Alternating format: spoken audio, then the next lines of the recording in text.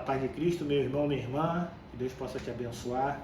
Quero te pedir, antes de mais nada, que você possa se inscrever, apertar em todas as notificações para que você possa receber todo o nosso conteúdo, que você possa também curtir, que você possa comentar e que você possa fazer algo para o reino do Senhor, que é compartilhar.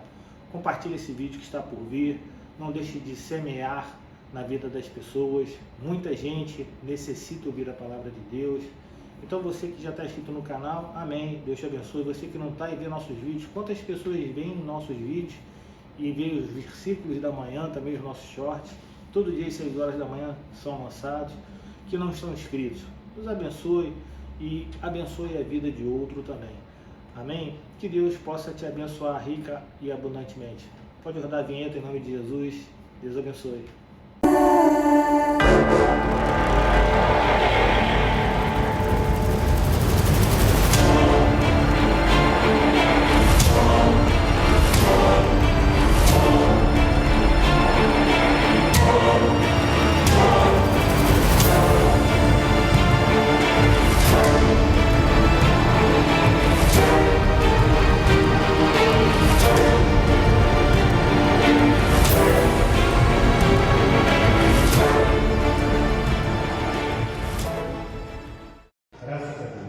Pode ficar quieto.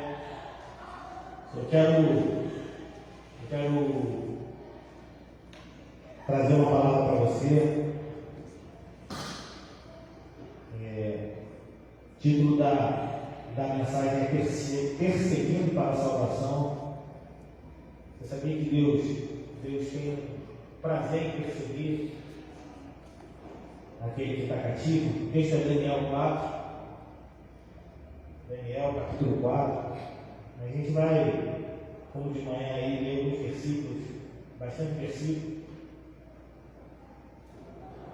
E a gente vai falar de um homem de dura serviço, que Deus perseguiu, um homem poderoso que Deus perseguiu para salvar, um homem que Deus usou tremendamente ele nos seus propósitos, um homem que não se entregou ao Senhor, mas Deus ele teve misericórdia e amor para perseguir ele, para salvar esse homem. Daniel 4, verso 10. Daniel 4, verso 10 diz assim: estas foram as visões que passaram diante dos meus olhos quando eu estava deitado na minha cama. Eu estava olhando e vi uma árvore no meio da terra, cuja altura era enorme. A árvore cresceu e se tornou forte, de maneira que a sua altura chegou até o céu. Ela podia ser vista desde os confins da terra. Diz o verso 12: a sua folhagem era bela, o seu fruto era abundante, e nela havia sustento para todos. Debaixo dela, os animais selvagens achavam sombra, e as aves do céu faziam morada nos seus ramos, e todos os seres vivos se alimentavam dela. No meu sonho, quando eu estava na minha cama, vi um vigilante, um santo, que descia do céu, gritando em alta voz: derrubem a árvore, cortem os seus ramos, arranquem as folhas e espalhem os seus frutos. Espantem os animais que estão debaixo dela e as aves que fazem morada nos seus ramos.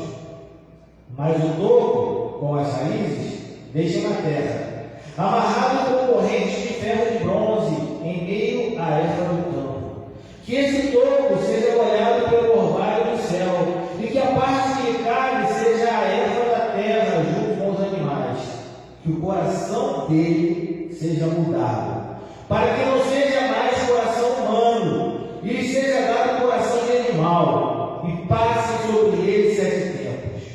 Esta sentença é por decreto dos vigilantes, e esta ordem é por mandado do santo, para que os que vivem saibam que o Altíssimo tem domínio sobre o reino dos homens. Ele dá esse reino a quem quer, e põe sobre ele até o mais humilde dos homens. Verso 18: este foi o sonho que eu, rei Nabucodonosor, tive. Você é diga a interpretação, porque todos os sábios do meu reino não puderam me revelar a interpretação, mas eu sei que você pode, porque você tem o Espírito dos santos deuses.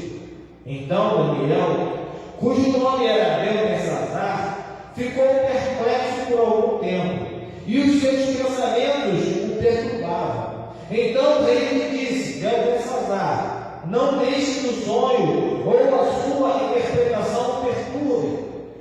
Beltesazar respondeu: Meu senhor, quem dera que o sonho fosse a respeito daqueles que o odeiam e a sua interpretação se aplicasse aos seus inimigos.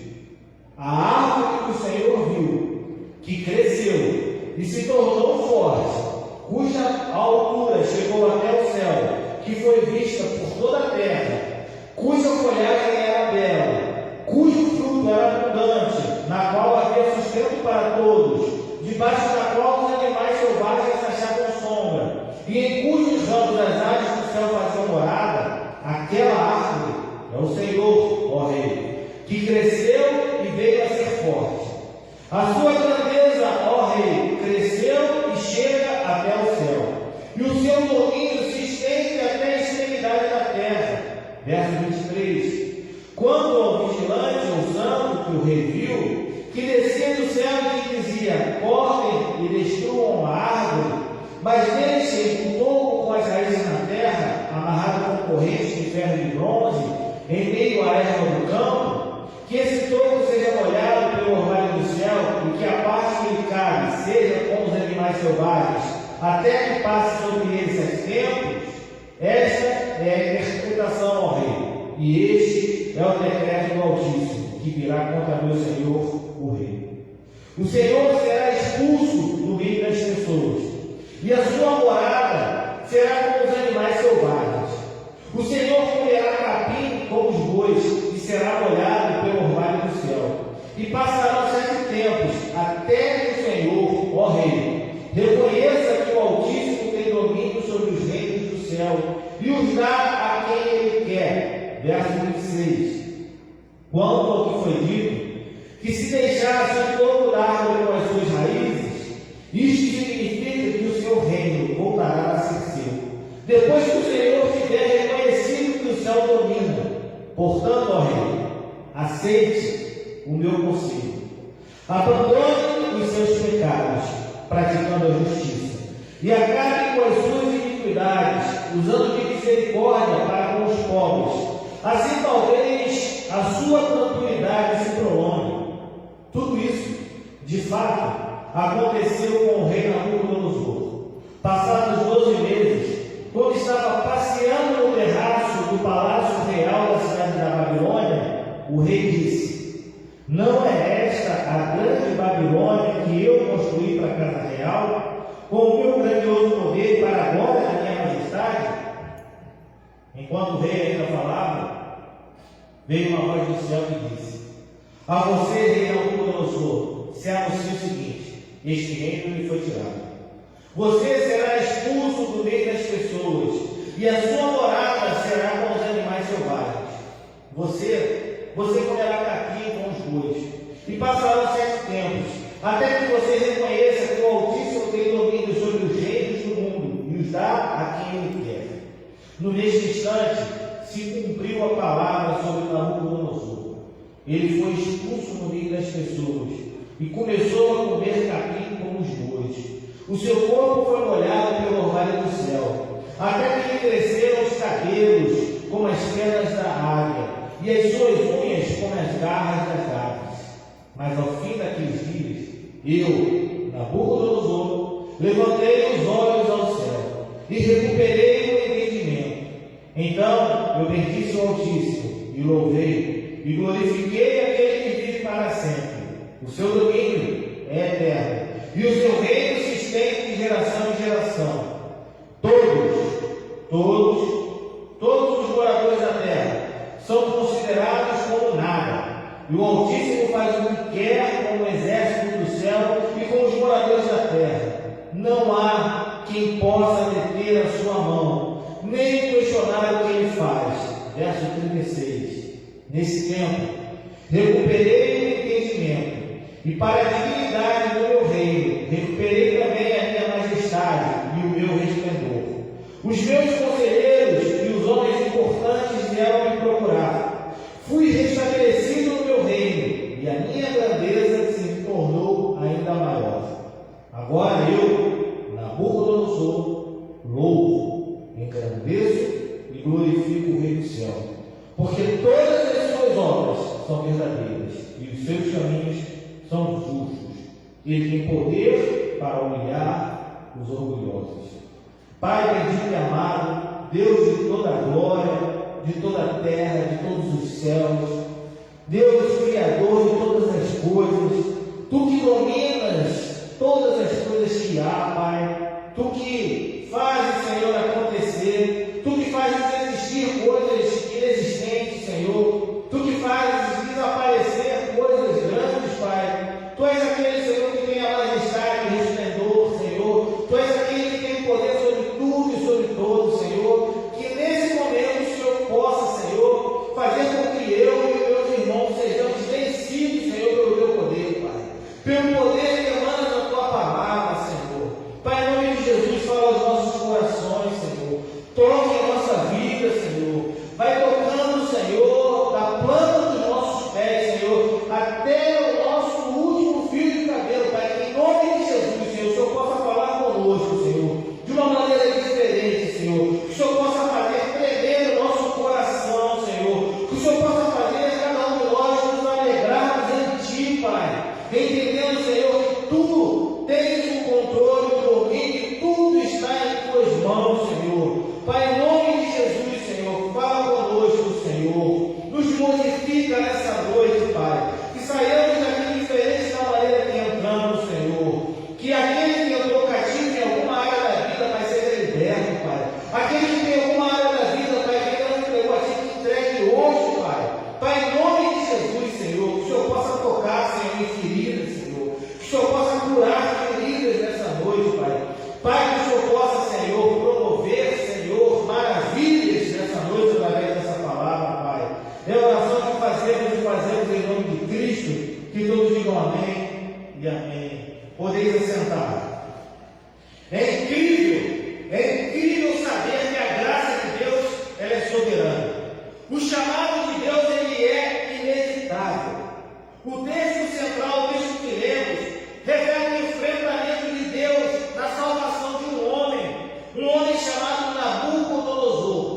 O texto central todo, 27 versos que lemos, revela o enfrentamento desse Deus na salvação de um rei que tinha todas as coisas aqui na terra, Nabucodonosor. Deus ele é capaz de mover os céus, Deus é capaz de mover a terra, para levar a terra um rei poderoso, um rei arrogante, à conversão. Deus pode todas as coisas, inclusive isso. Trazer o mais poderoso, o mais arrogante rei à conversão. A soberania de Deus é total, é imensuravelmente graciosa quando lemos a palavra de vida, essa palavra que transforma. Pois bem, o livro de Daniel também não foge à regra. Nele não apenas encontramos a soberania de Deus na história, revelando que o seu reino domina sobre tudo e sobre todos, mas também a soberania de Deus na salvação de cada pessoa. O que Deus mais ama é salvar o homem. O que Deus mais ama é salvar o pecador. Deus prepara toda uma circunstância para salvar o homem. Se possível for, Ele move céus e terra. A gente pode ver nos primeiros versículos, nos primeiros capítulos do livro de Daniel, os procedimentos que Deus toma para quebrar, para refazer e para salvar um rei poderoso chamado Nabucodonosor. No capítulo 1, nós conseguimos ver expressamente que Deus, para alcançar aquele homem, teve que colocar pessoas crentes em sua companhia. Nabucodonosor não tinha uma pessoa crente ao seu lado. Ele vivia no reino da Babilônia, onde havia vários sábios, mas não havia um crente no Deus Criador. E Deus, no capítulo 1, ele promove isso. Expressamente ele promove isso. Que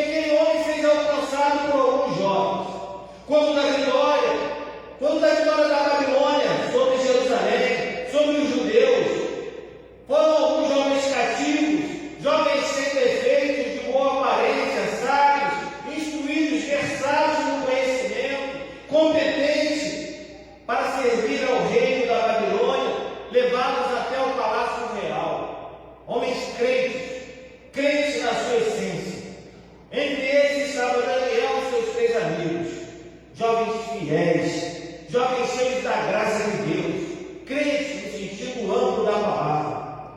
Mas apenas a convivência com essas pessoas crentes, por si só, não converte ninguém. E você pode estar pensando: eu sou crente mesmo, pastor. Eu sou crente em todos os sentidos, mas na minha casa só eu não sou crente. A convivência com pessoas crentes não converte ninguém, mesmo que seja um crente especial, como aqueles 4 jovens. Então, no capítulo 2, Deus continua a perseguição na salvação desse homem.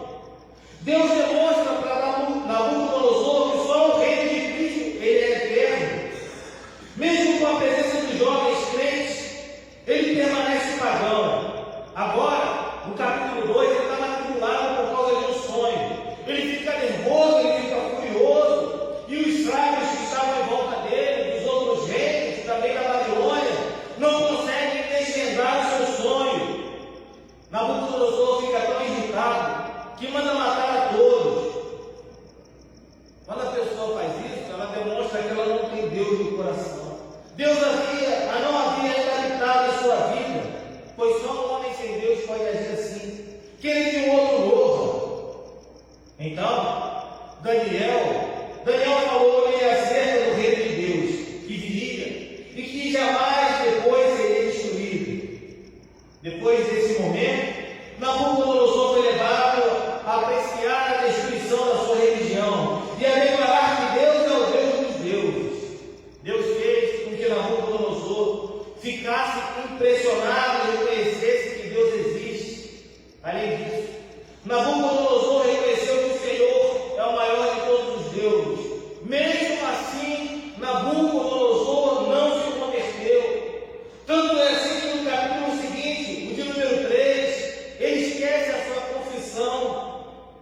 Nesse capítulo, Deus demonstrou para ele que há libertação em sua pessoa. Mas Nabucodonosor continuou soberbo, continuou ousado.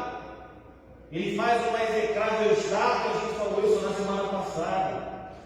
Uma estátua que representava ele mesmo. Decreta que todos adorem aquela estátua. Ele parece que perdeu a sua convicção anterior, que Deus é o Deus dos deuses, que Deus é o Deus de todas as coisas, que só havia um Deus. Ele comportou-se em franca contradição às verdades que há pouco tempo confessaram no capítulo 2. Tem gente que profere palavras que saem da sua boca, mas não saem do seu coração. Nabucodonosor, no capítulo 2, parece que agiu assim. Perdeu a convicção de crer que Deus é o Deus dos deuses, e as palavras da sua boca foram apenas palavras vazias que não saíram do seu coração.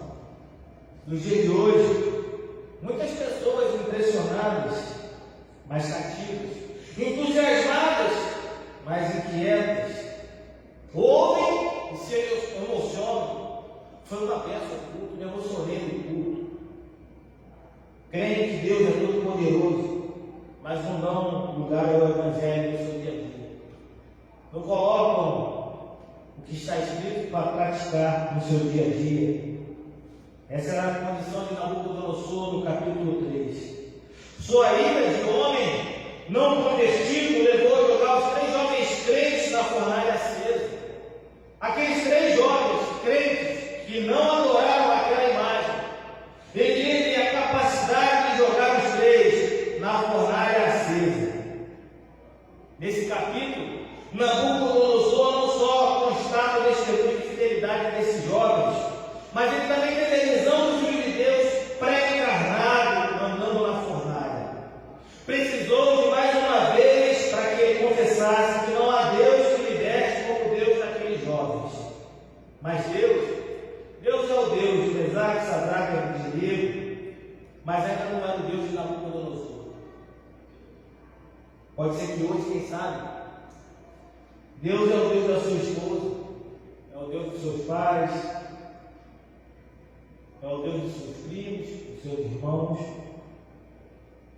mas não é o seu Deus pessoal.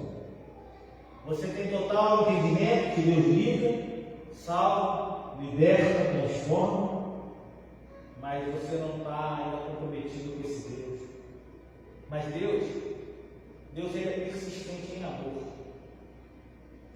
Deus persiste no amor dele e na procura do homem perdido.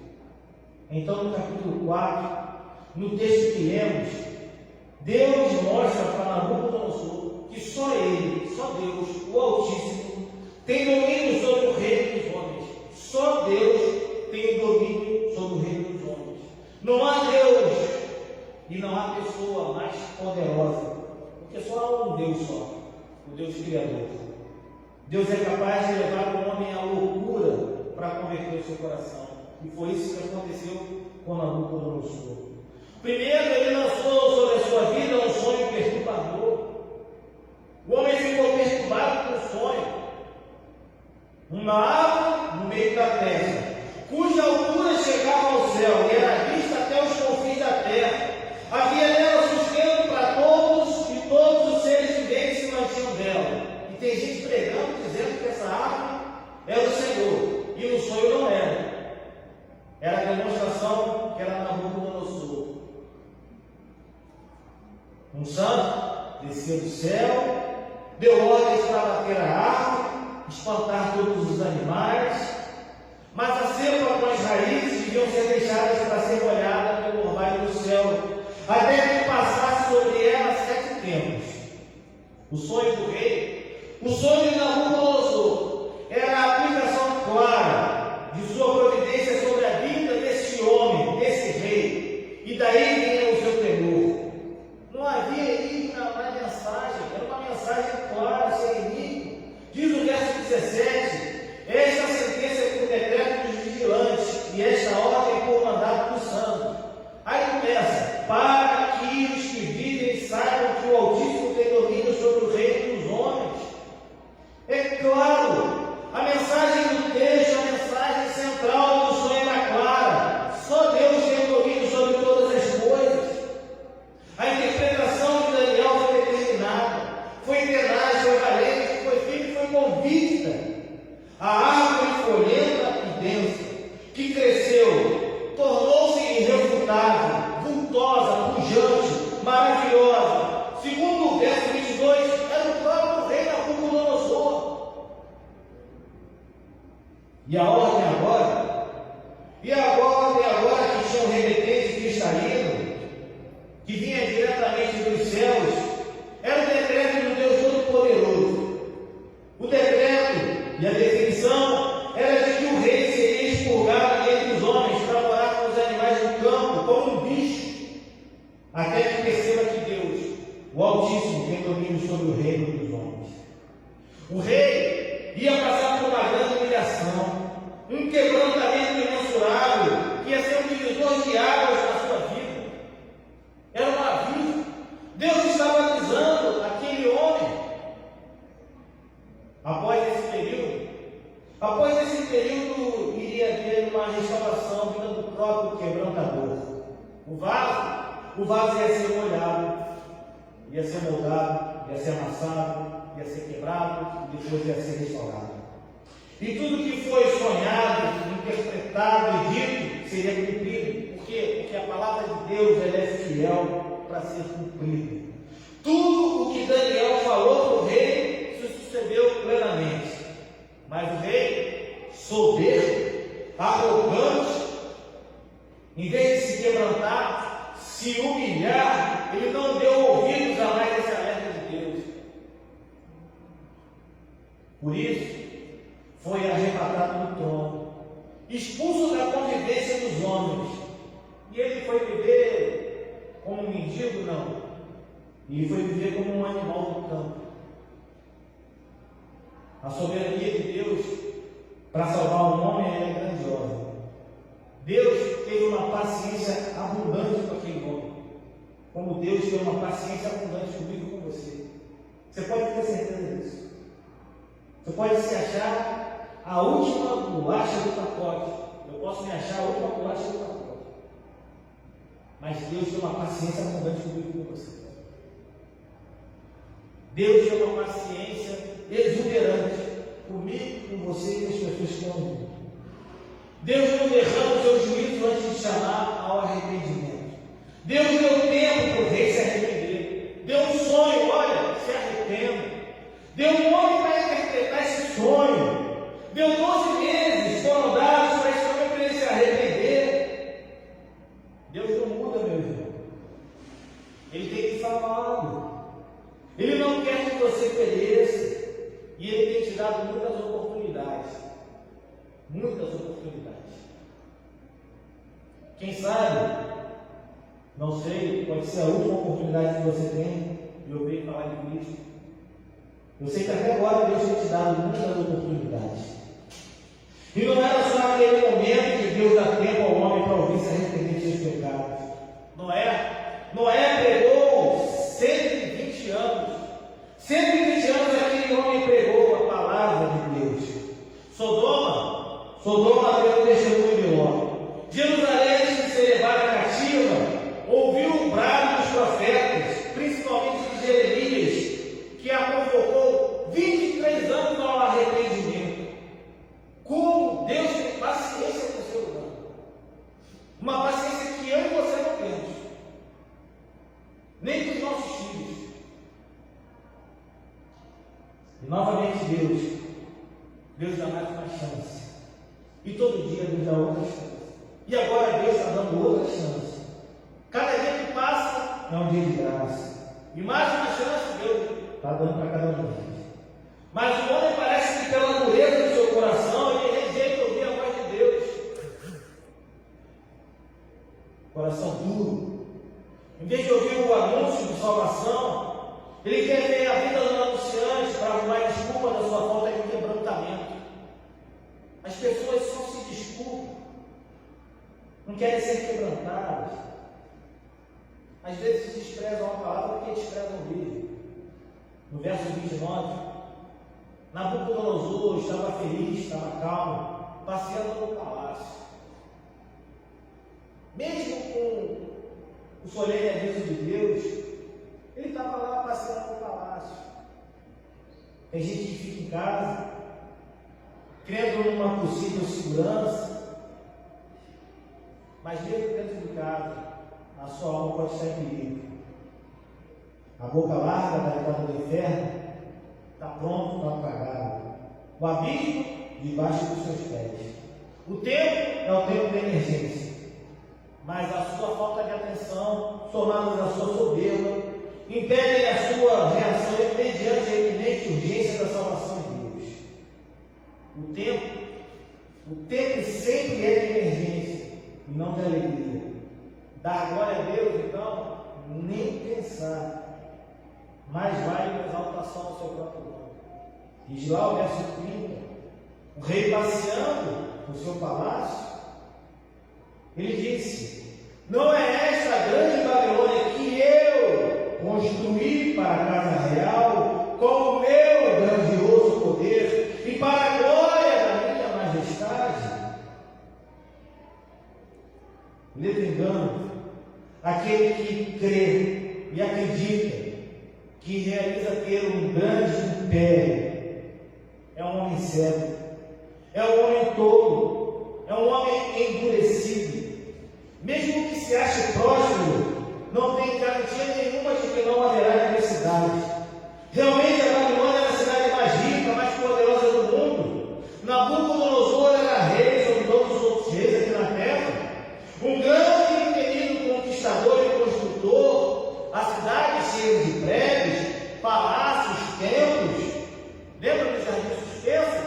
Era lá na Babilônia nessa época. Uma das 7 maravilhas do mundo antigo.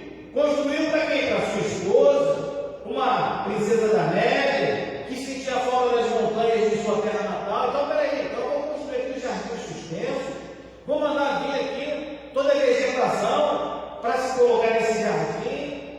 Quantas pessoas morreram para que essa vegetação chegasse na Babilônia? Quantas pessoas morreram durante a construção por causa de um coração soberbo? Que maravilha! O homem detinha poder, riqueza e fama. Reinado glorioso, reinado extenso. Mas preste atenção, meu irmão, minha irmã. As nações são para Deus como um pingo, como um pó, como um vácuo, como um nada. Nabucodonosor cairia junto com a Babilônia, juntinho os dois, pois só o reino de Deus é eterno. Todos os demais reinos, eles têm tempo. Eles são finitos na sua essência.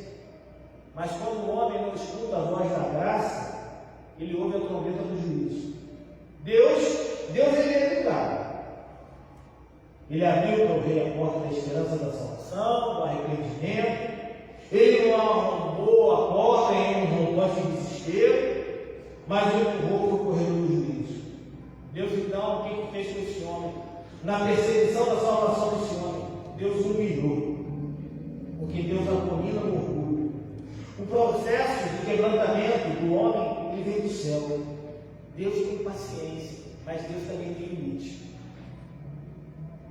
Deus tem paciência, a paciência de Deus é muito grande, mas Deus também tem limite na sua paciência. O rei soberbo agora ficou louco. Deus o fez descer ao fundo do poço, arrancou seu entendimento, colocou-lhe um coração de animal, seu cabelo cresceu como penas de água, suas unhas cresceram como as das aves, começou a viver como um animal no campo, começou a comer capim, pastor no meio dos bois, agia como um animal. Foi Deus que fez assim. Colocou o homem mais poderoso do mundo no meio dos bois. Feriu seu orgulho. Mas por causa de quê? Ele feriu o orgulho para levar a conversão. Agora o banquete do palácio passou a ser o capim da terra. O grande e poderoso Nabucodonosor virou bicho, foi pastar. O homem mais rico e poderoso do mundo não tinha ninguém para ajudá-lo. A providência de Deus não foi para castigá-lo, nem foi nenhum tipo de vingança de Deus, foi visando o arrependimento do homem. E Deus tem um jeito de tratar cada um de nós. Deus às vezes nos coloca em cada lugar. Você já pensou, José? O que José fez para ficar lá naquela cisterna lá no fundo? O que Jeremias fez?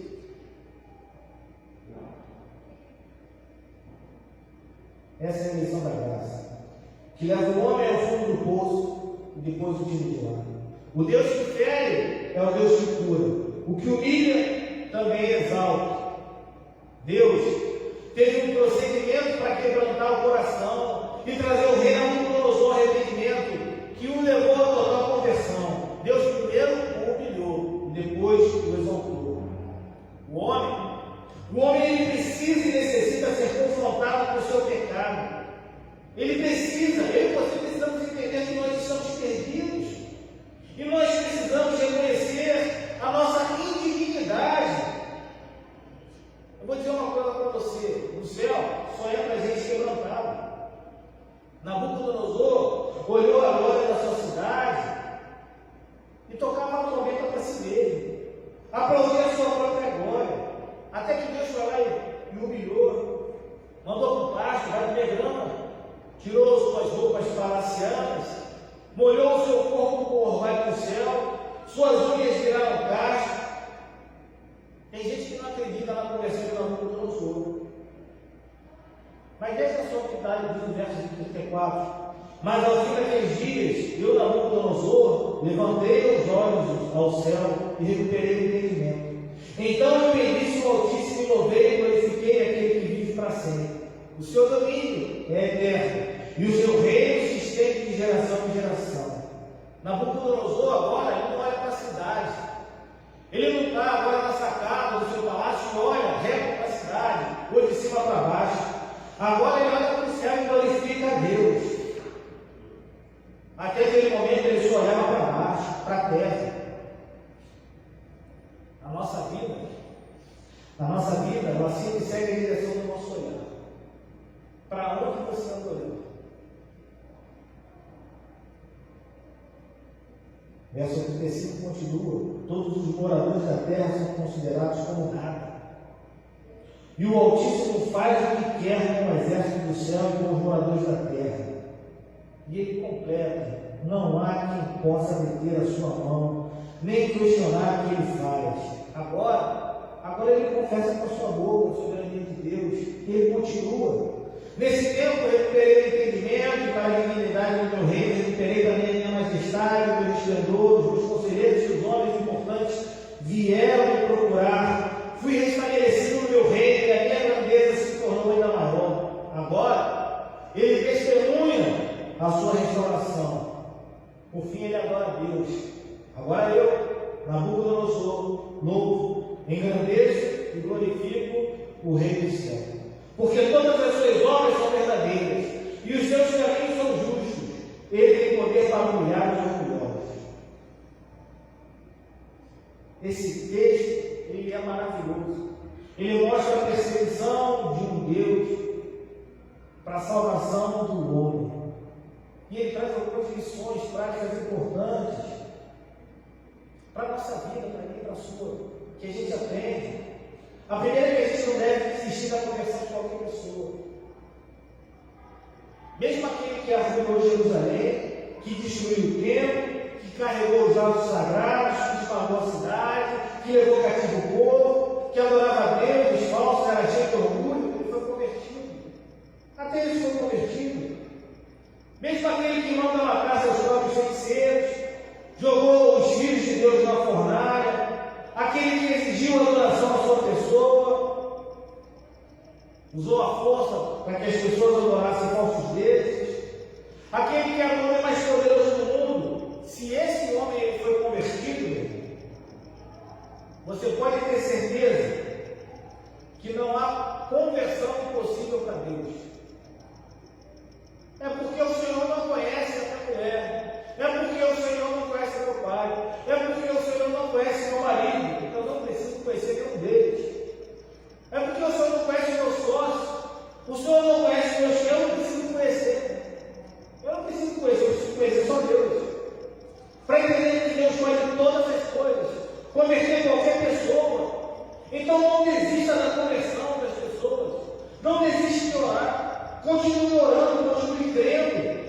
A gente deve viver na conversão do ateu, do agnóstico, do cínico, do apático, do blasfemo, do feiticeiro, do idólatra, do viciado.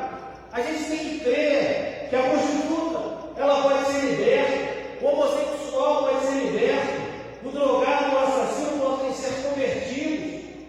Aquele que está dentro de uma prisão, ele pode ser quebrantado pelo poder do Espírito Santo. A gente pode crer até que o político, e eu não estou brincando não, pode ser convertido. O Deus que fala, ele está no trono. O que a gente tem que fazer? Evangelizar, falar do amor de Deus. A gente não pode desistir da conversão de qualquer pessoa. Deus não desistiu daquele homem. Uma outra segunda lição que eu pego desse texto prático, a razão porque ainda não houve conversão, porque ainda não ocorreu o suficiente quebrantamento. Aquele homem até aquele momento ele não tinha sido quebrantado. Tem gente que possui um elevado conceito de si mesmo, se acha um calmo, é um orgulho que não consegue se prostrar, acha-se muito importante ou bom demais para se humilhar. Mas aí, o grande perseguidor da igreja, Saulo de Tarso, é convertido quando Jesus o joga no chão. E aí ele fica cego. Humilde se volta para Jesus. Agora como? Quebrantado. Jesus não veio chamar justo. Jesus veio chamar pecador. Ele não veio curar os que se julgam sãos, mas os que reconhecem que são doentes e carentes. A terceira lição prática que eu tiro desse texto é que quem reúne e se prostrar vai ser quebrantado ou vai merecer eternamente. Não tem outra escolha.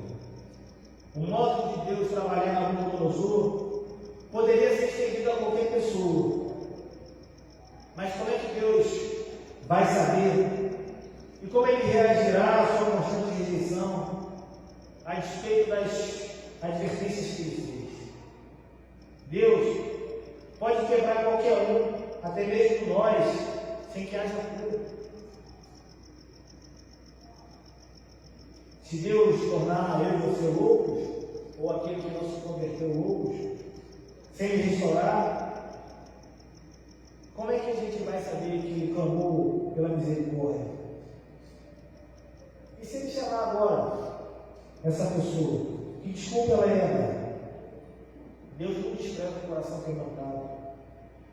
O tempo de erguer os olhos aos céus é agora. O tempo de Deus é agora. É melhor ser quebrado por Deus agora do que perecer eternamente no inferno. Reconhecer também a soberania de Deus é voltar-se para o Senhor. Nabucodonosor, ele foi quebrantado pelo Senhor de uma maneira totalmente diferente do que a gente está acostumado a ver. E Deus perseguiu esse homem para a salvação da vida desse homem. Deus usou ele. Deus usou ele quando fez aquele homem invadir Jerusalém. Deus usou aquele homem quando ele entrou no templo e levou os sagrados para a sua terra. Deus usou aquele homem para levar cativo aqueles jovens. Deus usou aquele homem para deixar alguns vivos. Deus usou aquele homem. E agora Deus quer salvar aquele homem. Deus quer salvar o pior pecador que há no mundo. Por quê? Porque Deus é Deus. Porque Deus te ama. Porque Deus te ama. E Deus persegue da maneira dele. Persegue do jeito dele.